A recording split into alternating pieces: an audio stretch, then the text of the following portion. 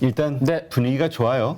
네. 뭐 오늘 새벽에 제가 조금 이따가 이제 지표를 말씀드리겠지만 오늘이 7월의 마지막 거래일 아니겠습니까? 네.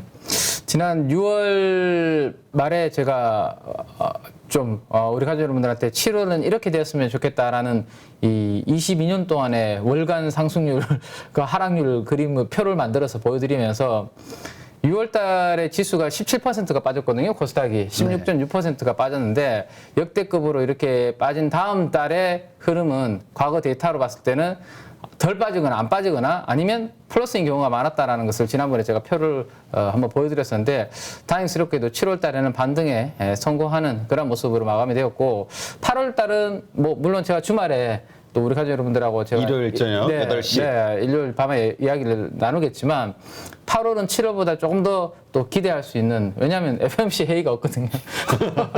심플의 이유가. 네, 뭐 그냥 단순합니다. 뭐 그냥 FOMC 회의가 없으니까 거기에 따라서 시장의 변동성도 큰 뭐 좌지우지 되지 않을 것 같은 그런 부분들을 해서 전반적으로 또 그런 부분들은 또 주말에 제가 말씀드리도록 그렇게 하겠습니다. 네. 자, 어디 중국 간단하게 살펴보고 네. 바로 넘어가 보죠. 자, 일단 중국 쪽 한번 흐름부터 체크를 해보면 일단 중국 위안화 쪽의 흐름은 어제도 말씀드렸던 것처럼 뭐 안정적인 흐름을 보여주고 있습니다. 큰 변동성 없이 안정적 흐름을 이어가고 있습니다. 주 중반에 6.77 정도에서 지금 6.74까지 오늘은 조금 내려와서요. 위안화의 강세 흐름이기 때문에 뭐 안정적인 흐름을 좀 이어가고 있다라고 보시면 될 것 같고요. 자, 그 다음에 이제 전반적으로 그 위험 자산에 대한 선호 현상이 나타나고 있죠. FOMC 회의를 분기점으로 해서 비트코인, 암호화폐 시세들이 상당히 강하게 지금 보시면 움직이는 것으로 이렇게 나타나고 있습니다. 제가 동그라미로 이렇게 빨간색 칠한 부분은 27일이고 27일은 FOMC 연준의 금리 인상 결정이 있었던 때입니다. 그때를 바닥으로 지금 암호화폐 전반적으로 다시 힘을 내고 있고 오늘 비트코인이 많이 올랐습니다. 24,000 정도까지 회복하는 그런 모습이네요. 이 밸런스가 제가 이제 요 밸런스의 내용을 이번에 오늘 제가 새벽에 바꿨는데요. 이제 지난 월요일 날 제가 말씀드린 거 이번 주가 비트코인이 좀 힘든 한 주가 될 것 같다. 그 이유는 FOMC 금리 결정이 있기 때문이다라고 월요일 날 말씀드렸고 월, 화, 수 정도까지는 힘들었었는데 FOMC 끝나고부터 지금 다시 오른쪽 보시면 이게 오늘 새벽에 제가 파리로 오기 전에 캡처한 거거든요. 지금 비트코인 5%, 이더리움 10% 대부분 다 강세 흐름을 보이고 있는데 이렇게 이제 뜨겁게 달아오르니까 또 밸런스에서는 비트코인 랠리에 흥분해서 안 되는 까닭은 그래서 밸런스는 뭐 비트코인에 대해서 상당히 이제 코멘트를 자주 내고 있는 것 같아요. 어쨌든 그 코인베이스가 지금 조사를 받으려고 지금 하고 있죠. 미국의 금융당국에. 네네. 지난번에 좀 약간 안 좋은 뭐 이슈가 좀 있어서 당국 조사받고 있는 그런 부분도 있기 때문에 업계 분위기가 별로다 뭐 그런 내용들도 좀 담아놓은 거 거시경제 환경이 좀 비우호적이다 뭐 이런 부분들도 있는데요. 글쎄요. 어쨌든 불확실성 해소로 암호화폐는 움직임이 나쁘지 않다라는 것까지 한번 보시면 좋겠고 많은 분들이 이제 여기까지 걱정을 좀 많이 하셨죠. 미국의 GDP가 또 혹시나 안 좋게 나오면 시장 또 한번 출렁이는 거 아니야 라는 걱정을 많이 하셨고 기대했던 건 아니죠. 뭐 어쨌든 시장에서 우려했던 것처럼 경제 성장률은 역시 마이너스로 이렇게 나왔습니다. 0.9% QOQ로 이렇게 나왔습니다. 시장에서 컨센서스 기대했던 것보다 조금 안 좋게 나왔는데요. 뭐 두 번 연속으로 지금 안 좋은 흐름을 보여주고 있는데 시장이 오늘 안도 랠리를 보인 것은 이 두 분이 오늘 나란히 한마디씩 뱉었죠.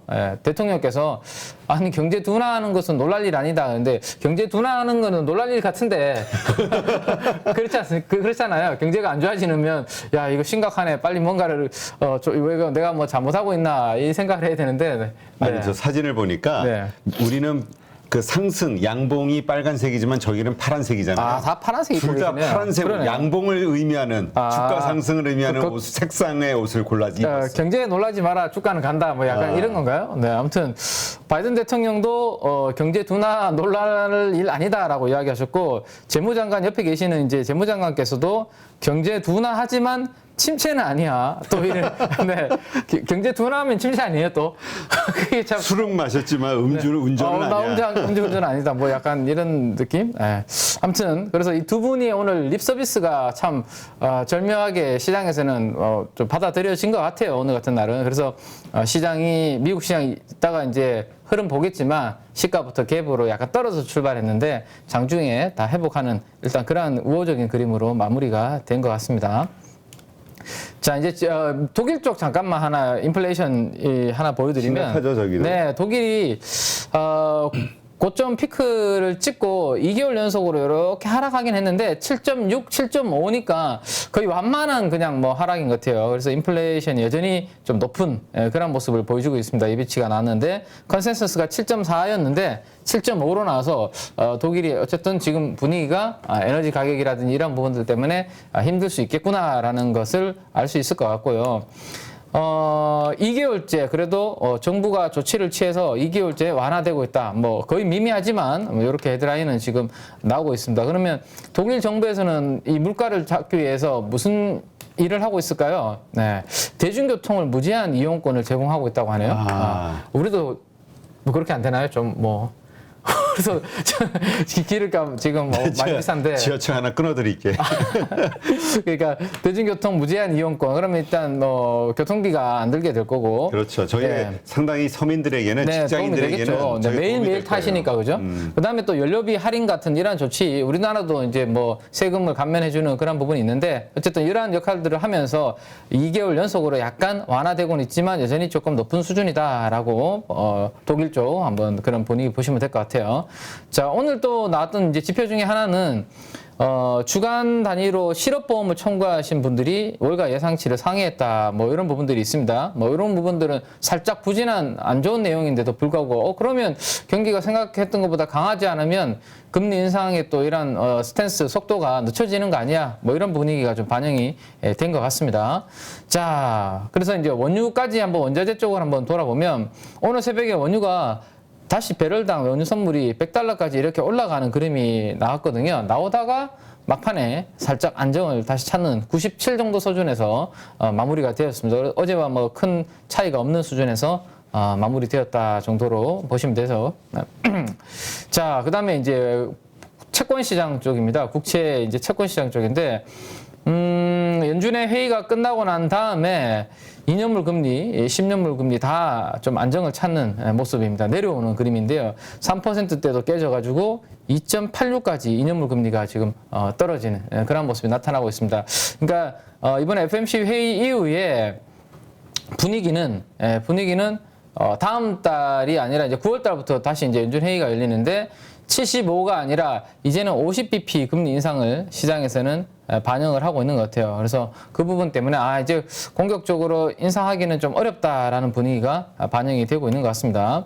자, 10년물 국채금리도 마찬가지죠. 어느덧 2.6까지 떨어졌습니다, 지금. 10년물 금리도 2.67 정도, 2.7을 오늘 깨버렸네요. 그래서 경기도 조금 슬로우하니까 공격적인 금리 인상은 이제 자이언트 스텝은 끝났다라고 시장에서는 좀 예상을 하고 있는 것 같아요. 그래서 오늘 두 금리 다 떨어졌고요. 금리 떨어졌지만 역전 현상은 여전히 유지가 되고 있고 마찬가지로 장기물에서도 그 흐름이 나타나고 있습니다. 자, 그 다음에 유로화가 오늘 소폭 좀 강세를 보이고 있네요. 지금 1.01 정도까지 하락을 했다가 1.02 정도 부근까지 지금 유로화가 강세 흐름으로 나타나고 있습니다. 어제도 우리 시장의 우호적인 글로벌 매크로 움직임이 나타나고 있다고 말씀드렸었는데 유로화 강세, 달러 약세, 우리나라 원화 강세를 기대할 수 있다라고 말씀드렸는데 오늘도 약간 그러한 움직임이 나타날 것으로 예상을 해볼 수 있을 것 같습니다. 유로화 강세 나타났고요. 달러는 반대로 이제 106을 깨로 잘하면 106을 깰 수도 있겠네요. 최근에 이번 주 내내 106이 이제 지지 라인이었는데 106을 깨고 내려갈 수도 있을 정도로 약간 달러가 약한 방향으로 지금 FOMC 회의 끝나고 난 다음 그렇게 움직이고 있다라는 거 나쁘지 않다라는 거 참고를 하시면 되겠습니다. 어제 우리나라 원 달러 환율이 드디어 떨어졌어요. 네, 볼린저 밴드 하단부 드디어 기다렸던 움직임이 나타났습니다. 거의 이게 며칠이죠? 한 6거래일 정도 거래일수로 6거래일 행보하면서 저 볼린저 밴드 중단 1310원 전후를 계속 지키는 모습이었는데 어제 글로벌 매크로 통화 움직임이 나쁘지 않은 방향이다라고 말씀드렸는데 생각했던 것보다 더 큰 폭으로 어제 하락을 해서 하단부까지 거의 한 방에 어제 이렇게 뚝 떨어지는 그런 그림. 1296원 정도에 마무리가 됐죠. 네. 1296원 정도에 마무리가 되었습니다. 1296원 오늘 새벽에 어제 정규장이 끝나고 난 다음에 비슷한 모습입니다. 그래서 원화의 강세 기조가 지금 생각했던 것보다 강하게 지금 나타나고 있기 때문에 오늘도 아마도 이러한 부분이 이게 1300원대 아래에서 움직이는 원화의 강세 기조가 나타나지 않을까라는 거 생각해 보시면 좋겠고 어제 환율이 이렇게 떨어지니까 어제 우리 코스피 시장에서 외국인들이 한 4천억 정도 순매수한 거 기억하시죠? 그래서 원화 환율이 이렇게 떨어져서 강세가 나타나면 주식시장에는 우호적인 그림이 된다라는 것을 이제 다들 우리 가족 여러분들 다들 잘 아실 겁니다. 그래서 지금 그런 분위기가 다시 나타나고 있다 정도 체크를 하시면 되겠네요. 네. 자, 그 다음에 하이힐드까지 보면 이제 더 오늘 그림에 대해서는 긍정적으로 봐도 될 것 같아요. 이틀 연속으로 이렇게 소폭 상승하는 그림이었죠. 그래서 뭐 하루하루보다는 일단 주간 단위로 우리가 한번 보자라는 말씀을 드렸는데 이틀 연속 살짝 상승하다가 오늘 다시 4.98로 5% 밑으로 지금 고개를 숙이면서 이렇게 내려오는 그런 그림이 나타났습니다. 그래서 하이힐드 스프레드도 안정적인 흐름을 보였고 미국 증시도 강세를 보였고 글로벌 매크로 통화도 우리 증시의 우호전 방향으로 새벽에 움직였기 때문에 오늘 원화 강세 기조와 함께 어제 상승세를 좀 이어가는 그런 그림을 좀 기대해 봐도 되지 않을까라는 거 말씀드리겠습니다. 자, 그래서 이제 36, 38 정도까지 이렇게 하락을 했다가 또 투자 심리도 소폭 조금 회복되는 그런 그림이었고요. 자, 요게 이제 오늘 GDP 발표되면서 나타났던 현상이죠. 이 점선으로 되어 있는 요 부분이 네, 보합이거든요. 아침에 출발했을 때 딱 하락해서 이렇게 출발했는데 뭐 바이든 대통령의 코멘트, 그다음에 옐런 장관의 코멘트 뭐 이런 부분들 나오면서 야, 2분기 연속으로 GDP가 하락하면 기술적인 침체가 맞다라는 뭐 그렇게 표현을 많이 하시더라고요. 2분기 연속으로 GDP가 마이너스면 기술적으로 침체다. 근데 이제 뭐 대통령과 재무장관 아니라고 하지만 이렇게 경기가 안 좋은 시그널을 보이면 금리의 인상 속도 자체가 늦춰질 수 있다. 이게 오히려 시장에서는 우호적으로 작용을 한 것 같고 2년물 금리, 10년물 금리 다 떨어지면서 시장에서는 긍정적인 방향으로 만들어졌다. 그리고 패드워치에서 이제 9월달 금리 인상 확률이 지금 나오고 있거든요. 50bp의 금리 인상 확률이 거의 절대적으로 지금 75bp보다 높게 나오고 있습니다. 그래서 빅스텝 정도로 충분하다. 네, 이제는 뭐 아마 속도 조절이 들어가는 게 아닌가라는 부분에 대해서 시장에서는 긍정적으로 생각하고 있는 거고. 자, 나스닥 한번 보시죠. 아침에 여기 아래 꼬리 달린 거 보이시죠? 요런 망치형, 이런 망치형은 나쁘지 않죠, 그죠? 위에 윗꼬리를 다는 것보다 아랫꼬리를 달면서 시가보다 종가를 밀어올리는 이런 패턴은 나쁘지 않은 캔들형 패턴이라고 보시면 되고, 지금 노란색으로 제가 박스를 그려놓은 구간을 오늘 거의 이제 또 커버를 다 했습니다. 지난번에 여기 갭도 갭을 다 메우면 이제 우호적인 그림이 될 수 있다라는 말씀드렸는데 오늘도 이제 에너지 라인을 몸통으로 거의 메웠기 때문에 여기 저항도 이제 많이 좀 희석된 게 아닌가라는 생각을 가져보실 수 있을 것 같네요. 그래서 오늘 밤에 미국 증시도 이 박스권을 완벽하게 돌파해서 양봉으로 만드는 그림을 주말에 우리 가족 여러분들한테 들려드릴 수 있지 않을까라는 희망을 한번 가져보겠습니다. 자, 그래서 이제 우리는 일봉도 중요하지만 매일매일 제가 나스닥의 흐름이 중국과 달리 지금 좋아지고 있다라는 부분을 한 2주, 3주 계속 말씀드리고 있습니다. 오늘 숫자 한번 보시면 75까지 더 올라가는 그림이에요. 주봉의 MACD 오실레이터 추세가 나스닥은 여전히 좋아지는 방향으로 움직이고 있고 오늘 하루 큰 폭의 폭락만 하지 않으면 2주 연속으로 나스닥은 양봉을 만들면서 추세적인 상승의 연속선상에 있다. 그리고 8월도 이어질 수 있다라는 것까지 한번 생각을 해보시면 좋을 것 같습니다. 네. 자, 지금 근데 우리가 지난번 한 2, 3주, 3, 4주, 한 달 전쯤에 그런 얘기를 했던 것 같은데 사실 중국이 먼저 이제 앞섰잖아요.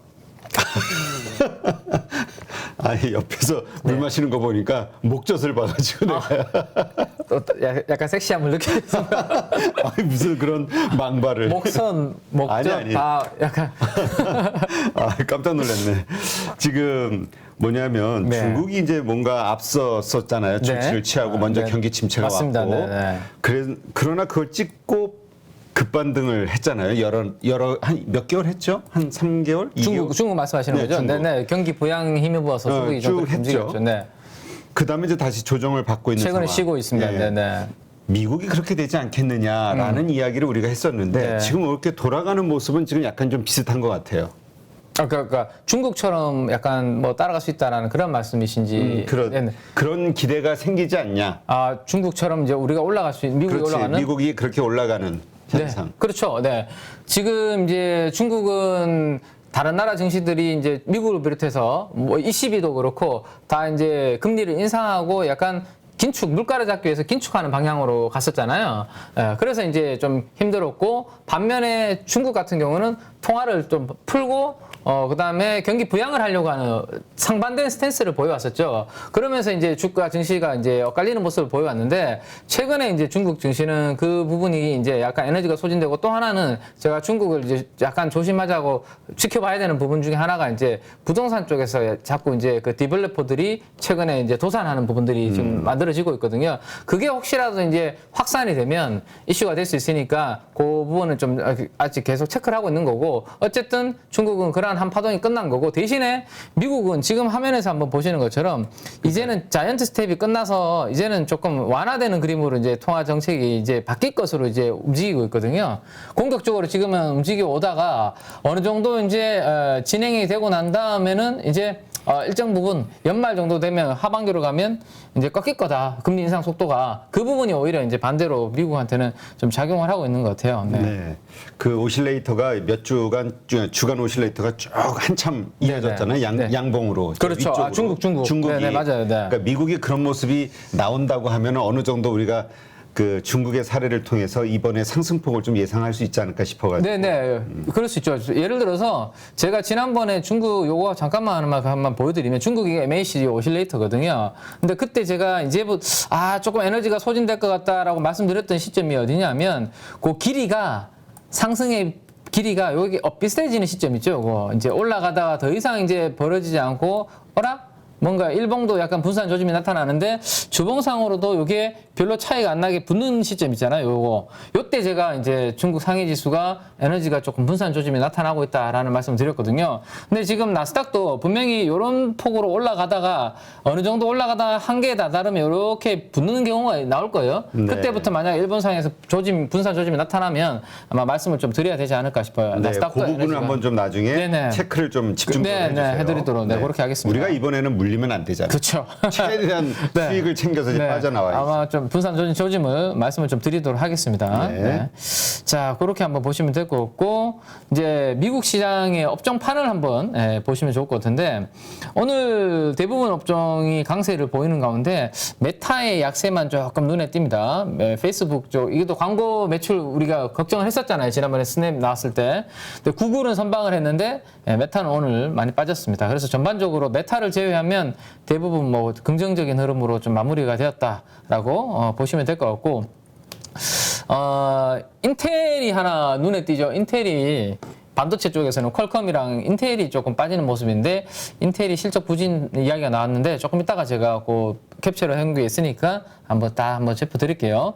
자, ETF 쪽을 보면 어제에 이어서 오늘도 역시 인버스 쪽만 이렇게 빨간색으로 붉게 물들어 있는 모습이고 SPXL 같은 S&P 500에 대해서 이렇게 레버리지를 투자하는 쪽이 아주 푸른 초록색 빛을 띄고 있고 변동성 빅스에 투자하는 그 레버리지 ETF 인버스도 이렇게 하락하는 그런 모습. 그래서 전반적으로 오늘 상승 쪽으로 움직이는 베팅하는 자산 ETF들이 강세를 보였고 뭐 이런 부분들 한번 체크를 해보시면 될 것 같아요.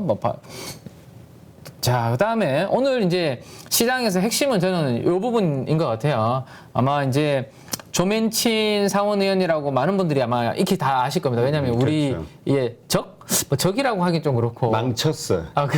네. 기대감을 망친. 그렇죠. 완전히 바이든 대통령이 의욕적으로 뭔가 좀 밀어붙이려고 했는데 사실 달러가 많이 풀려서 물가가 이렇게 폭등하게 된 이유 중에 하나도 달러가 풀렸으면 그 달러가 어디 효율적인 곳에 가서 쓰이면 되는데 그 쓰일 것을 마련을 했는데 이분이 반대하면서 돈이 효율적으로 못 뿌려지는 바람에 이러한 물가도 영향을 줬다라고 보실 수 있거든요. 근데 조민친 의원이 이제 중간 선거가 가까워 와서 그럴까요? 오늘 이제 전화 통화를 하는 장면입니다. 이게 전화 통화하면서 기존의 스탠스를 좀 바꾸는 그런 내용들이 나왔고 이게 이제 조민친 의원의 트위터의 내용을 직접 제가 캡처를 해온 거거든요. 그래서 이게 인플레이션 리덕션이라고 되어 있습니다. 그러니까 인플레이션을 통제하기 위한 그러한 법안에 대해서 찬성을 해야 될 것 같다. 뭐 그런 내용으로 약간 스탠스가 바뀐 부분인데 인플레이션을 통제하는 법안 자체가 뭐냐면 기후 법안이라고 생각하시면 돼요. 쉽게. 그래서 신재생 에너지에 대해서 보조금이라든지 이러한 부분들을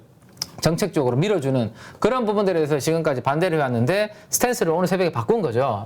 그래서 이 부분들이 이게 아래쪽에 보시면 노란색으로 제가 해놓은 인플레이션 리덕션 액트가 미국의 에너지 안보를 보호한다 이런 스탠스로 이제 바꾼 거죠. 그래서 오늘 이 ETF는 티커를 기억해 두시면 좋은데 예전에도 제가 한번 말씀드렸거든요. TAN이라는 티커입니다. 이 탄이라는 티커인데 태양광 관련된 종목들을 모아놓은 ETF라고 보시면 되고 오늘 새벽에 8% 가깝게 이렇게 폭등하는 큰 폭으로 오르는 모습이 이렇게 나타난 거죠.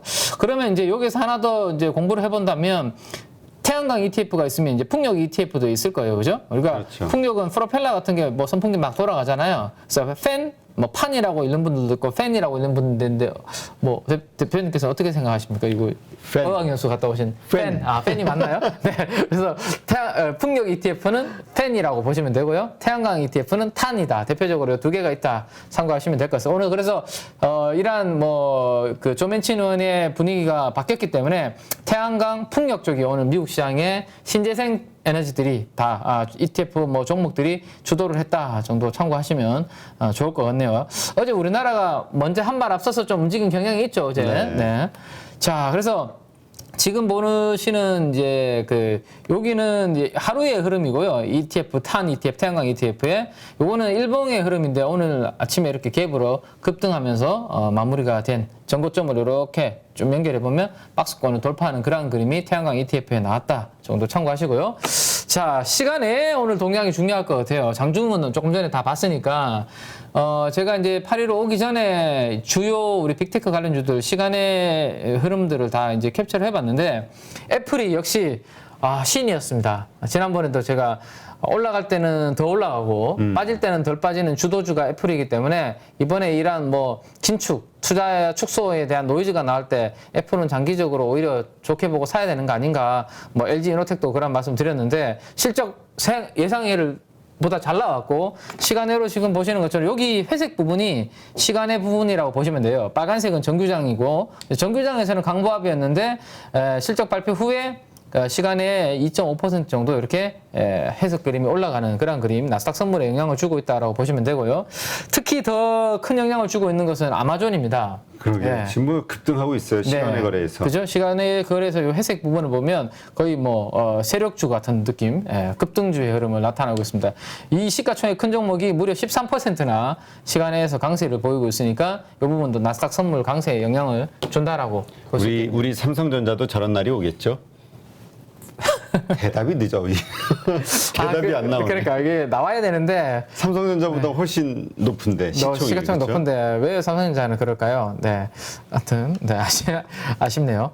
자, 인텔이 오히려 반대의 흐름입니다. 앞에 종목들은 뭐 오늘 실적 발표 나오고 시간에 급등하는 그림인데 인텔은 조금 전에 정규장에서 제가 마이너스 1% 정도 하락했다라는 말씀을 드렸는데 이 회색 그래프를 보시면 정규장 끝나고 난 다음에 오히려 이렇게 큰 폭으로 8% 정도 이렇게 하락하는 그런 그림이죠. 그래서 최근에 뭐 반도체 관련된 분위기가 좀 어두웠는데 인텔이 실적이 고스란히 그러한 부분들이 2분기 실적에 반영을 하고 시간에서도 이렇게 약세를 보이고 있는데 다행히도 앞에 다른 종목들이 다 선방을 해주고 있어서 나스닥 선물은 제가 새벽에 보는 것까지는 뭐 강세 흐름이었거든요. 그래서 그런 부분으로 진행이 되고 있다라는 것을 보시면 되겠습니다.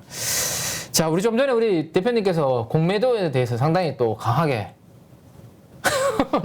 이야기를 하신 것 같아서 제가 또 어제 밤에 공매도에 대해서 데이터를 준비해 왔습니다. 아, 그래요? 네, 한번 요거는 자료실에 또 우리 올려주신다고 하니까 공매도 많이 들어와 있는 종목들은 오히려 이 쇼커버가 아마 강하게 들어올 수도 있기 때문에 만약에 상승장이 반등장이 좀 더 네, 네. 커지거나 길어지면 네, 그렇죠. 쇼커버 들어갈 수밖에 네, 없겠죠. 그거도 있고 대통령께서 직접 저렇게 이야기하셨기 때문에 공매도 들어와 있는 부분들에 대해서 이 쳐놓은 분들은 아마 좀 심리적으로 쫄릴 수 있는 그런 부분도 생길 것 같아요. 그래서 리스트를 제가 이제 만들어 왔는데 어쨌든 그 부분일 것 같아요. 좀 쫄리는 거. 그래서 네. 오늘 그 미리 그 많이 오르진 않았어도 그런 네. 쇼커버들이 좀 나오지 않을까. 나올 수 있을 것 같고 그 후보군들을 제가 이제 뒤에 가지고 왔는데 최근에 이제 모 증권사에서 그 약간 삼성전자에 대해서 뭐 그런 이슈가 있었지 않습니까? 예, 그래서 그 부분 나오고 난 다음부터 지금 더 금융당국도 그렇고 대통령께서 안 그래도 지금 지지율 안 좋아지고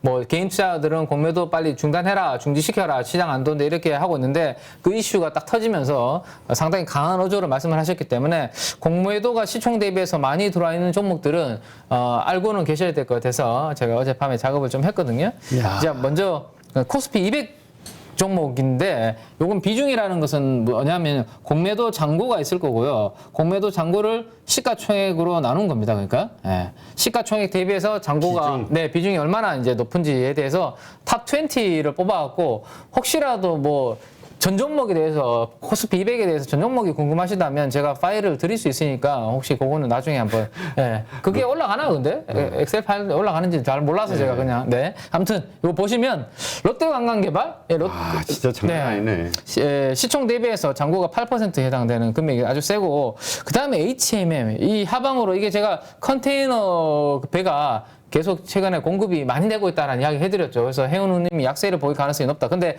벌크는 좀 다르지만 최근에 분위기는 약간 주가는 같이 움직이고 있어요. 아무튼 HMM에 대해서 하방으로 지금 계속 숏 포지션이 좀 있다라는 거 보시면 될 것 같고 롯데신라가 아니죠. 이건 호텔신라죠. 호텔신라. 네. 호텔신라도 지금 시총 대비해서 상당히 높은 비중으로. 오늘 아마 실적 발표하는 모양이던데 아까 댓글 보니까 채팅창. 네, 그런 부분들이 있고 어제 우리가 화장품 이야기 살짝 했었는데 뭐 제가 잘 못 보고 있는 게 있을까? 왜 화장품들에 대해서 시장에서는 조금 기관들이 사고 있을까 이야기를 했었는데 어제 실적 발표가 상당히 부진하게 나왔어요. 어제 아모레퍼시픽 적자 전환 이야기. 그러니까 LG하고 약간 LG 생활건강하고 차이가 있는 것 같아요. 그래서 이게 화장품을 그러면 내가 보던 대로 역시 안 좋게 보는 게 맞는가? 어젯밤에 잠을 못 잘 정도로 제가 고민을 또 참 어렵더라고요. 그래서 크린징은 하시고 그러니까 어제 오래간만에 불 다 켜놓고 또 잤어요. 그래서 아모레퍼시픽이 어제 적자 나왔는데 숏 친 이유가 있는 것 같아요. 그죠? 지금 그렇죠. 거의 한 3.6%의 비중으로 공매도가. 그러니까 공매도를 쳤다는 이유는 어쨌든 저 공매도 세력, 물론 기관과 외국인이 대부분이겠지만 저기가 결국은 주가가 떨어질 수밖에 없다. 나름 비평가받고 근거는 있다. 있는 것 같아요. 근거가 있으니까 하는 거고. 맞아요. 그냥 생뚱맞게 이 뭐 그냥 안 좋게 무조건 저거는 뭐 안 좋은 눈빛으로 보기보다는 내용을 면면히 이 기업들을 보면 좀 뭔가 이슈가 있는 기업들 여기 LG 디스플레이도 마찬가지잖아요, 그죠? 지금 LCD 뭐 쪽 뭐 안 좋고 OLED 쪽 숫자 안 나오고 전에 그 우리 월가에 아주 뛰어난 그 교포신데 그 헤지펀드에서 일하시는 펀드 매니저. 네네네. 근데 이분이 공매도 전문이라 그래가지고 자기는 보는 관점이 우리는 호재를 보잖아요. 주식 투자할 때. 근데 여기는 기업의 약점을 본대. 어떤 약점이 있는가 숨겨져 있는 약점을 찾아낼 때 그게 정말 돈이 된다는 거야. 그때 숏을 치신다는 거죠. 그걸 보고. 그러니까 저런 것들도 분명히 나름대로의 이 기업들에 대한 주가 밸류에 대해서 이유가 있겠죠. 말씀하신 것처럼 밸류가 너무 비싸다든지 아니면 업황 자체가 앞으로 부진할 것 같다는 이유가 있는 거죠. 이유가 있어서 아마 들어온 것 같은데 어쨌든 근데 이 중에서도 이건 아닌 것 같은데 좀 아리까리한 것들 이런 것들은 이러한 헷갈리는 정부 정책에 따라서 충분히 숏커버가 기관들도 숏은 쳐놨는데 확신이 없는 것들 그런 것들은 급하게 환매수가 들어올 수도 있으니까 이 리스트는 한번 관심 종목에 여러분들께서 한번 등록해 놓고 체크해 보시는 것도 우리 아까 그렇지 않아도 대한전선 이야기를 했는데 그래요? 네, 대한전선이 그러니까 어디 있죠? 김민수 네, 여기, 대표가 네, 여기 있죠. 위험하지만 하면서 이제 얘기했던 종목이 대한전선인데 이제 들어가 있네요. 공매도 세력이. 네. 이 전선 관련된 인프라 쪽의 그 업황 자체는 지금 최근에 제가 전력 인프라가 다 개비가 돼야 된다 말씀드렸잖아요. 뭐 나쁘지 않은 업황인데 요 대한전선도 그나마 요게 힘들었던 회사잖아요. 업황이 그게 뭐 펀더멘탈이 회사가. 예, 한번 보시고. 자, 그 다음에 이제 우리 가족분들은 코스피 200 종목도 뭐 잘 보시겠지만. 코스닥은. 예, 코스닥 150 중에서 제가 이제 공매도 상위 종목들도 이제 만들어서 가지고 왔는데, 여기에는 CIS라는 종목은 이제 2차 전지 장비주입니다. 네. 예, 요게 이제 그 전고체 배터리 관련된 테마로도 엮여 있는 종목인데 상당히 여기에 대해서 조금 뭔가 생각을 하고 있는 건지 비중이 가장 크네요. 시총 대비해서 공매도 잔고 비중이 가장 크다라고 보시면 되고 바이오주가 또 상위에 많이 있네요. 뭐 셀리버리, 뭐 오스코텍, HLB 이런 종목들은 다 우리 바이오 섹터라서 밸류가 자체가 쉽지 않은 기업들을 공매도 일단 상위에 들어가 있는 거고, 이 종목은 되게 좀 아쉬운 종목입니다. LX 세미콘.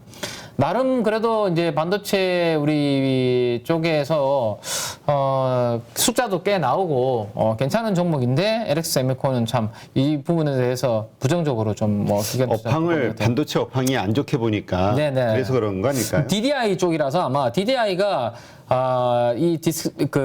우리 디스플레이를 가동하는 데 들어가는 이제 칩이다 보니까 거기에 영향을 좀 생각을 하고 있는 것 같아요. 디스플레이주가 안 좋잖아요. 네네네. 다 업황에 대한 걱정들이 많아서. 자, 그리고 게임주 일부가 있고 2차 전지 LNF 양극재가 또 잔고의 한 4%, 에코프로 BM, 에코프로 이런 또 관련주들도 상위에 좀 있다 정도까지 한번. 그리고 게임주 펄어비스, 위메이드, 비덴트, 뭐 이런 종목들이 코스닥 150 종목들 공매도 비중 상위에 있으니까 혹시라도 뭐 정부와 금융당국의 강력한 절한 어조로 인해서 기관 투자자들의 환매수가 나온다라면 이들이 뭐 조금 환매수 들어오면 수급적으로 튈 수 있는 부분도 생길 수 있으니까 가족 여러분들은 또 관전 포인트를 한번 보시면 어떨까 싶어서 제가 만들어 왔으니까요. 참고해 보시기 바랍니다. 네. 자, 그다음에 어제 이 부분들은 좀 빨리빨리 한번 해보면 외국인들이 어제 우리 원화 강세 조금 전에 보셨던 것처럼 아주 강하게 움직였습니다. 1,300원 깨졌죠. 1,300원 깨지니까 외국인 매수세 강하게 들어오고 지수도 어제 선방하는 그런 모습이었습니다. 자, 코스닥도 이제는 오늘도 한번 코스닥 기대해 볼까요? 어제 팔다가 드디어 코스닥도 이제 거의 마지막에 다 막판에 다시 채우는 모습이었습니다. 그래서 드디어 원화 강세 흐름과 함께 코스피만 샀는데 이제 코스닥도 오늘 사줄지, 코스닥만 외국인들이 사주면 훨씬 더 견조한 그림이 만들어질 수 있을 것 같거든요. 그 부분 한번 체크해보고, 대신에 상업펀드에서 매도가 좀 멈춰야 될 것 같은데 어제 요 매도들은 성일하이텍 상장되면서 그 관련된 매물이 좀 반영된 것도 있거든요. 그래서 그 부분도 반영됐기 때문에 참고를 좀 하시면 될 것 같아요. 자, 외국인들이 어제 금액 기준으로 많이 산 종목들인데요. 지금부터는 LG 에너지 솔루션은 이 보호예수 해제 이슈가 딱 노출되자마자 오히려 더 강하게 지금 매집이 좀 들어오고 있는 것 같습니다. 아무래도 이 MSCI 지수 뭐 리뷰 관련해서 그 부분을 보고 미리 좀 선침해하는 그런 부분들도 있는 것 같고요. 어쨌든 그 악재가 노출된과 동시에 오히려 호재로서 사들어가고 있는 그런 모습이 LG 에너지 솔루션 상당히 좀 특징적인 그런 그림이 아닌가 싶고, 삼성전자가 어제 시가보다는 살짝 밀렸는데 음봉이 만들어졌지만 최근에 박스권을 돌파하는 음봉이 나왔기 때문에 음봉으로 돌파하는 모습은 저는 개인적으로 차트적으로는 나쁘지 않다라는 생각이 들거든요. 그래서 삼성전자 어제 외국인들도 매수가 들어왔고, 어제 포스코 케미칼이 핵심적인 역할을 해줬죠, 분위기를. 그래서 대규모 수주 발표를 하면서 어제 포스코 케미칼 외국인들이 담는 모습 덩달아서 LG화학에 대한 기대치도 커지고 있습니다. 그 부분 또 이따가 제가 한번 또 살펴드리도록 그렇게 할게요. 자, 외국인들이 4천억 사는 동안 매도가 나오는 쪽이 있는데요. 아모레퍼시픽이 어제 실적 발표가 안 좋게 나오면서 172억에 해당하는 금액이 매도가 나온 모습이 좀 특징적이고, 그 다음에 네이버가 좀 아침에 시가는 어제 좀 강한 모습으로 출발했거든요. 네이버, 카카오가. 근데 음봉으로 쭉 다 밀렸고 매물 출회가 됐죠. 네, 매물 출회가 됐고 외국인들은 오히려 차익 실현하는 그런 모습으로 어제 대응을 한 것 같아요. 그 다음에 태양광 쪽에서는 OCI에 대해서는 외국인들이 좀 파는 그 정도가 외국인 금액 기준으로 상위에서 좀 특징적인 흐름 정도 보시면 될 것 같습니다.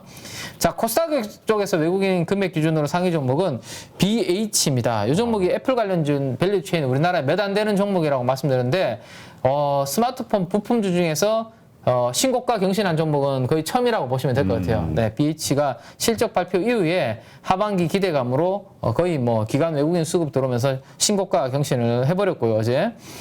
그 다음에 이제 그 에코프로 BM, 휴마시스, 그 다음 풍력 관련주들이 어제 외국인들이 조금 수급이 좀 들어왔다 정도 체크를 하시면 될 것 같네요. 그리고 케어젠도 어제 소폭이지만 한 13억 정도 외국인 순매수 좀 들어왔네요. 케어젠 흐름 좋아요. 네, 자 코스닥 외국인 순매도 한번 보시면 역시 성일아이텍 상장하고 어제 우리 시가가 더블은 못 갔고, 그죠? 조금 밀리는 그림이었는데, 외국인들이 바로 차익 실현하는 그런 모습입니다. 바로 물량을 다 처분을 했고요. 그 다음에 그 외에는 뭐 100억대 미만으로 외국인 순매도 금액으로는 그렇게 큰 금액이 없었다 정도 한번 체크를 해보시면 되겠습니다. 자, 오래간만에 기관 외국인들 업종 시가총액 대비해서 매수한 매수 강도 상위 종목 업종인데 겹치는 종목이 상당히 많죠. 원래는 안 나올 때는 거의 한 업종이 있을까 말까인데 어제는 공통적으로 기관과 외국인들이 아이디어가 일치했다라고 볼 수 있을 것 같아요. 뭐 전기 장비, 뭐 이거는 뭐 전력 인프라 관련된 쪽이고 화학은 태양광 쪽 하나솔루션이라든지 이런 쪽이라고 보시면 될 것 같고요. 기타 자본재는 방산 쪽입니다. 뭐 거의 아이디어가 투자 아이디어가 기관 외국인들이 일치하는 그런 모습이 나타났다 정도로 보시면 되고, 참 매매하기 참 힘들다라는 생각이 드는 게 딱 이 부분입니다. 우리가 어제 이야기할 때는 화장품에 대해서 이제 공부를 해야 되나 하면서 한우리 연구원님의 리포트를 가지고 왔는 게 어제만 하더라도 화장품이 매수강도 1위 종목이었잖아요. 어제 불길하다고 그랬죠. 네, 근데 하루 만에 이렇게 뒤집어 버리니까 이거를 기관 투자가들도 바로 이렇게 참 매매를 되게 짧은 그 순환매인 것 같아요. 이게 한타. 좋게 보고 샀다가 야 이거 아니네 뒤엎어 버린 거죠. 네, 그래서 외국인들도 화장품은 여전히 아닌가벼 뭐 그런 어제 그 아모레퍼시픽의 그 충격 쇼크 아마 이런 이유가 되지 않을까요? 맞는 것 같습니다. 네네. 여전히 아직은 화장품은 아닌가 보다. 차라리 돈 있으면 다른 섹터 집중하는 게 맞는 것보다라고 생각을 한 것 같아요. 그래서 어제 기관과 외국인들이 쌍끌이 매도가 다시 또 화장품 쪽으로 집중이 되었고, 미디어 업종도 최근에 좀 올라가다가 좀 쉬고 있죠. 엔터 뭐 그다음에 우리 드라마 제작사도 좀 쉬고 있는데 계속 조금 차익 실현하는 모습. 그다음에 건설 섹터 어제 대우건설이 또 실적이 좀 부진하게 깨졌죠. 깨지면서 건설 섹터 쪽도 아직까지는 그래서 최근에 실적이 잘 나오고 한 쪽은 집중이 되고 실적 좀 부진한 쪽으로는 비중을 축소하는 그런 모습이 어제 하루에 상당히 특징적인 흐름이었던 것 같아요. 네. 그래서 여기서 여기 채팅창에서 아까 그 공매도 쇼커버 기대할 만한 그러니까 지금 현재 공매도가 많이 들어가 있는 그 종목들 보여줬잖아요. 네네. 어떤 질문이 올라왔냐면 신님이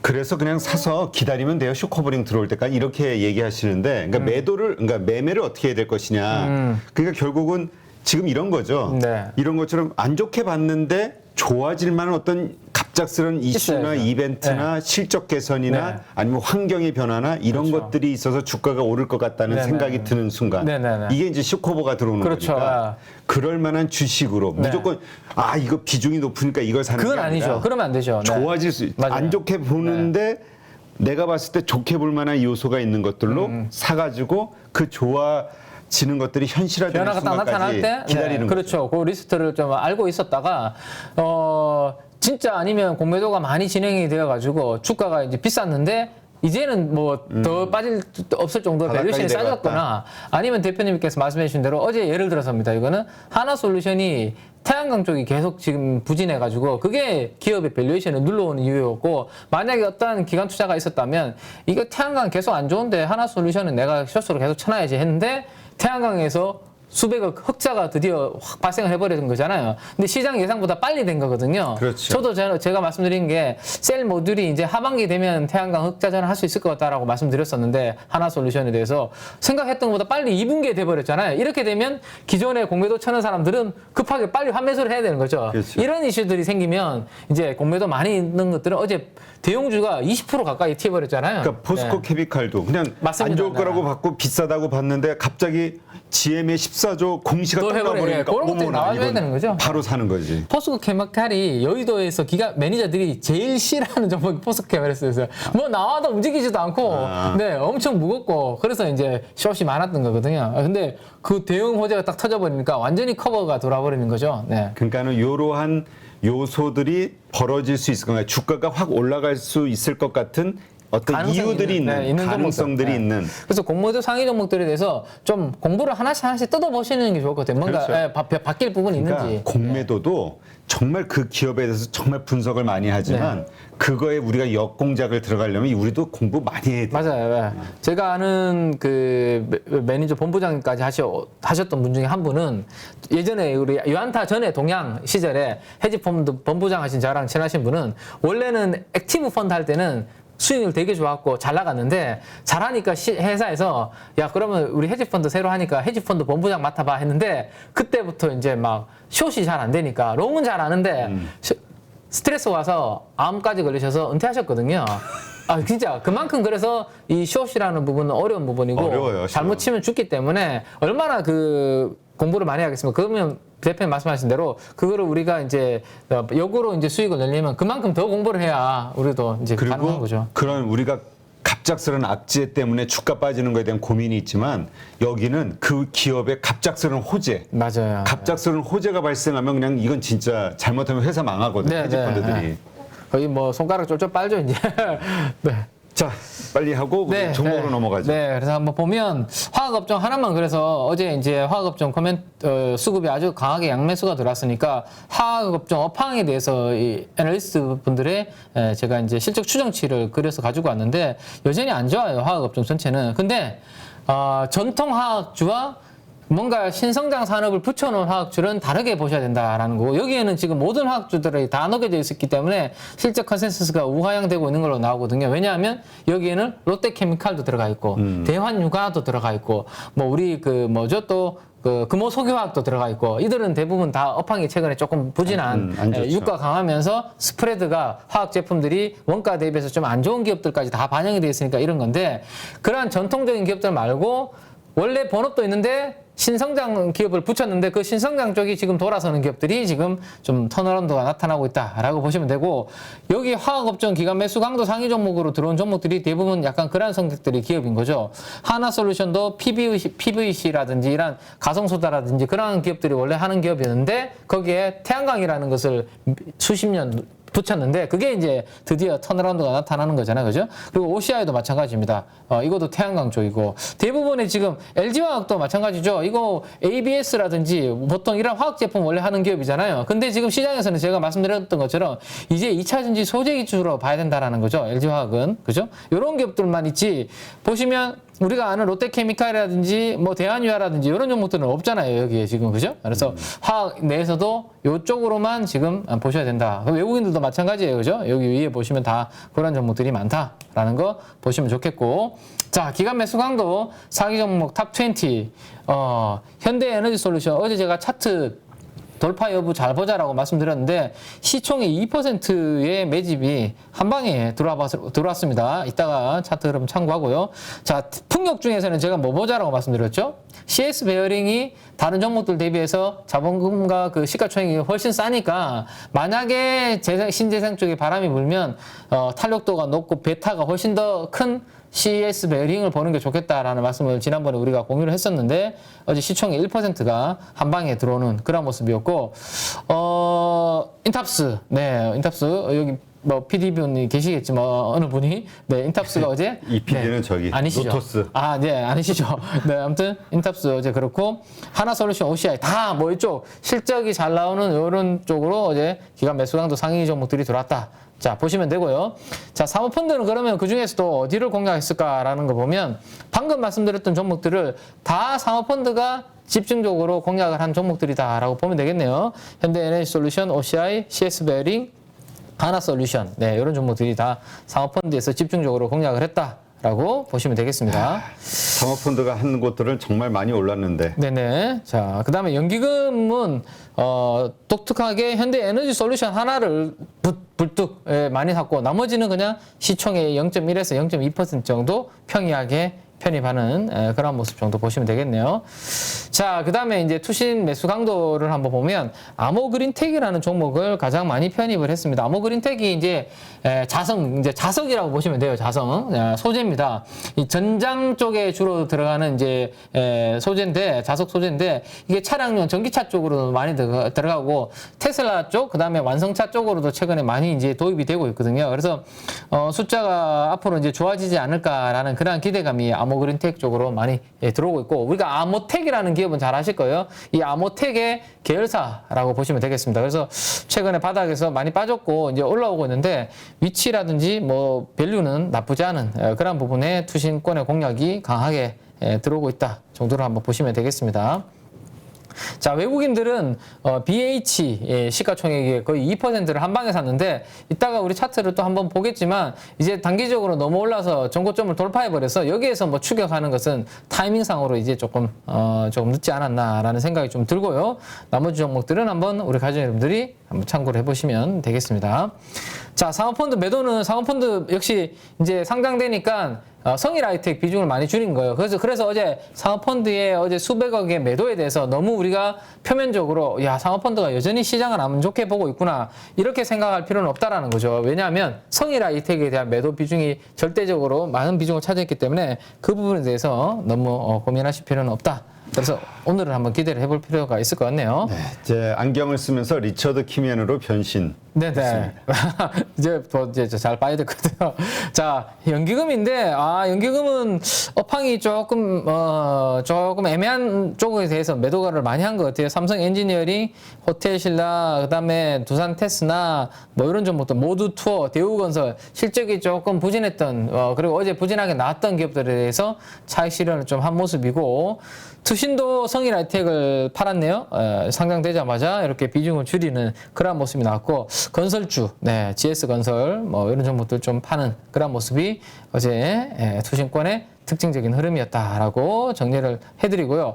폐배터리 관련주들이 어제 그 성일 하이텍 밀리면서 전반적으로 다 이제 차익 실현이 나왔네요. 지금 보시면 MPC라든지 뭐 이런 폐배터리 관련주들 전반적으로 어제 밀리는 그런 그림이었는데, 역시 뭐 차익 실현 다 대부분 나왔다 정도로 보시면 되겠습니다.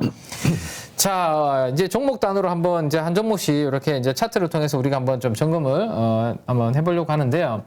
어제 이제 보여드렸던 차트가 여기까지였습니다. 현대에너지솔루션이 러시아 발 지정학적 위기로 인해서 에너지 보안 안보 중요성이 커지고 있고, 제가 조금 전에 조мен친 위원의 트위터를 캡처해서 보여드렸던 부분도 아래쪽에 노란색 부분이 뭐였죠? 에너지 안보. 이 부분이 우리가 앞으로 해나가야 되는 부분이라서 내가 이 법안에 대해서 이제 좀 찬성한다, 뭐 생각을 바꿨다, 약간 그러한 톤이 흘러나왔습니다. 그렇죠? 그래서 중장기적으로 결국에는 친환경 쪽, 지금 단기적으로 우리가 너무 친환경 쪽으로, 화석에서 친환경으로 바로 갈 수 없으니 과도기적으로 필요한 그 에너지는 우리가 LNG라고 이야기를 많이 하고 계시잖아요. 그죠? LNG. LNG가 과도기의 중간 역할을 하겠지만 결국에는 친환경 투자는 앞으로 계속 좀 증가하는 방향으로 갈 것이고, 그 부분에 있어서 태양광이라든지 풍력이 결국에는 핵심 역할을 좀 하지 않을까라는 겁니다. 작년도 연간 태양광의 그 설치량이 130기가와트 정도 되는데, 올해는 200기가와트를 전망을 하고 있거든요. 그 부분을 대부분 유럽과 그다음에 미국, 중국 이 세 개의 큰 대륙이 지금 주도를 하고 있죠. 그래서 130에서 200 정도로 증가하는 거면 연성장이 550%나 큰 폭으로 성장을 하는 겁니다. 그죠? 그래서 그 부분이 지금 하나솔루션 어제 실적으로 나왔다라고 보시면 되는데, 자, 기술적으로 한번 보시죠. 이 밸류체인 먼저 한번 설명을 드려야 되겠죠. 실리콘, 폴리실리콘이 가장 밑단에 있고, 폴리실리콘을 가지고 우리가 인곳이라는 동그란 이 막대기 같은 것들을 만듭니다. 이 막대기를 얇게 하나씩 이렇게 썰면, 무를 우리가 썰잖아요. 썰듯이 썰면 그게 웨이퍼가 나오고요. 동그란 웨이퍼가 나오고, 웨이퍼에서 우리가 하나씩 이제 셀, 전자, 태양광 전지를 만들고, 전지를 모아서 모듈을 만들고, 요렇게 해서 태양광을 설치를 한다라고 보시면 되거든요. 그러면 지금 현대에너지솔루션과 하나솔루션이 좋아질 수밖에 없다라고 제가 이제 주 초반에 말씀드린 이유가 폴리실리콘 가격이 너무 비싸니까 이 웨이퍼 가격이 올라가는데 이 정가를 이제 못했으니까 얘네들이 부진했는데 이거를 막아주면 앞으로 셀 모듈이 좋아지는 그 부분을 제가 이걸 계속 주 초반에 이렇게 말씀드린 거죠. 그죠? 셀 모듈 기업을 잘 봐야 된다, 이제. 예. 그리고 요 음봉, 어제는 말씀드렸던 게 요 음봉의 시가가 마지막 저항이고 요 음봉을 뚫으면 이제 위는 무주공산으로 열리게 된다라는 거까지 말씀을 드렸습니다. 근데 저 역할을 한 게 제가 봤을 때는 하나솔루션이 어제는 그 큰 역할을 하지 않았나라는 생각입니다. 근데 하나솔루션이 어제 이제 실적을 발표를 했는데 요 밸류에이션 한번 표를 잠깐만 한번 보여드리고, 왜냐하면 비싼지 안 비싼지를 한번 볼 필요는 있죠. 지금 팔아야 될지 들고 있다면. 그렇죠. 밸류를 봐야죠. 차트도 중요하지만 현대에너지솔루션까지 제가 같이 넣어서 한번 보여드릴게요. 자, 이거 뭐 바로바로 실시간으로 라이브로 업데이트하니까 좋지 않나요? 이렇게. 역시 1,000만 원짜리 데이터 쓰시면 네, 이렇게 로직을 만들어놨었기 때문에 이건 이제 2분기 실적으로 바로 어제 발표한 2분기 실적으로 업데이트를 제가 바로 보여드리는 겁니다. 한번 보시죠. OCI부터 한번 보시면 될 것 같아요. 네, OCI 여기 있죠. 자, 포워드 기준입니다. 앞으로 1년 뒤에 애널리스트들이 추정한 실적을 기준으로 밸류에이션이 4배네, 4배. 일단 그 다음에 2분기 실적 기준으로 연환산을 하면 4배. 비슷하죠, 그죠? 그래서 4배. 뭐 그렇게 비싸다는 느낌은 안 될 겁니다. 저 숫자만 딱 놓고 봤을 때. 네. 근데 아쉬운 부분은 이 회사는 폴리실리콘이라는 부분을 하고 있다는 거죠. 하반기에 증설을 많이 지금 대기하고 있는. 네, 그 부분이 일단 약간 요 밸류에이션에 녹아져 있지 않나라는 거 한번 생각해 보시면 될 것 같고. 자, 반면에 방금 말씀드렸던 이제 셀과 모듈을 하는 기업이 그 밑에 있는 기업들입니다. 하나솔루션과 현대에너지솔루션이죠. 어제 하나솔루션이 영업이익이 지금 보시는 것처럼 2,778억이 나왔어요. 네, 예상치를 무려 70%나 상회했습니다. 이게 이제 뭐 서프라이즈라고 보통 많은 분들이 이제 표현을 하죠. 거기에다가 저도 개인적으로 애널리스트 분들하고 만났을 때 상반기까지는 실적은 태양광 안 좋을 것 같아요라고 대부분 애널리스트들이 그렇게 이야기했어요. 그러니까 어제 주가가 저렇게 튀어버린 거거든요. 예상치 못한 실적이 나오니까. 결국 원인은 저거겠죠. 우크라이나로 인한 갑작스런 신재생 이쪽에 대한 투자도 많이 늘어났고 정가를 잘한 것 같아요. 유럽 쪽에서 생각했던 것보다 웨이퍼 가격 올라오고 폴리시리콘 가격 와서 정가를 조금 못했지 않았을까 싶었는데 가격 정가 잘하면서 방어를 잘한 거죠. 그래서 BP를 소폭 350억 정도 태양광에서 흑자 나오고 있는데, 아무래도 미국과 유럽의 이 에너지 안보 때문에 태양광 설치량 느린 거 이런 부분들도 영향을 줬다라고 보시면 되는데, 그러면 이제부터가 스타트를 이제 끄는 게 아닌가. 지금부터 너무 많이 좋아져서 더 좋아진 게 아니라 안 좋아지다가 여기에서 이제 딱 좋아지기 시작한 거기 때문에 업황은 바닥에서 턴을 이제 시작했다라고 보셔야 돼요. 제가 밸류를 이제 보시죠. 밸류가 연환산 2분기 나온 실적 기준으로 이제는 봐야 되겠죠. 이것 곱하기 4를 하면 시가총액을 나눴을 때 7배고요. 현대에너지솔루션은 2분기 실적 곱하기 4를 해서 지금 시가총액을 나눴을 때 밸류에이션이 5배입니다. 그럼 5배와 7배. 이 또한 밸류에이션으로 놓고 봤을 때는 아직까지 비싸다라는 그런 느낌은 안 드는 밸류에이션이다 정도로 보시면 될 것 같아요. 그래서 현대에너지솔루션과 하나솔루션을 만약에 뭐 관심 두셨다면 좀 더 저는 뭐 어제 큰 양봉이 아주 거대한 양봉이 나왔는데 그 양봉을 깨고 내려오는 그러한 그림이 나오지 않는 이상은 좀 더 이익을 극대화하면서 끌고 가시는 거 괜찮을 것 같고, 특히 하나솔루션을 지난번에 제가 말씀드렸던 게 뭐였죠? 페로브스카이트, 새로운 차세대 2차전지가 아니죠. 태양광, 태양광 전지 쪽을 이제 개발하고 있고 지난번에 거의 개발 완료했다라는 보도가 나온 것도 있습니다. 그게 제가 게임 체인저가 될 수 있다라는 말씀을 드렸죠. 태양광 쪽에서는 이 전력 효율 자체를 월등히 높일 수 있는 그런 부분이 있기 때문에 현대에너지솔루션보다 중장기적으로 보실 분들은 좀 하나솔루션을 보는 게 좋고, 좀 단기적으로 태양광 쪽을 트레이딩 하실 분들은 현대에너지솔루션이 좋다라는 말씀드렸는데, 이 페로브스카이트가 훨씬 더 앞으로 더 잘 되면 하나솔루션의 이 밸류에이션은 더욱더 메리트 있는 그런 부분이 되지 않을까라는 거 한번 참고를 하시고요. 마지막으로 이 차트만 간단하게 한번 업데이트를 해드리도록 하겠습니다. 자, 이 어제 20%인가요, 이게? 네, 20% 양봉이 어제 전고점을 뚫어버렸습니다. 네. 자, 근데 제가 항상 말씀드리는 게 뭐죠?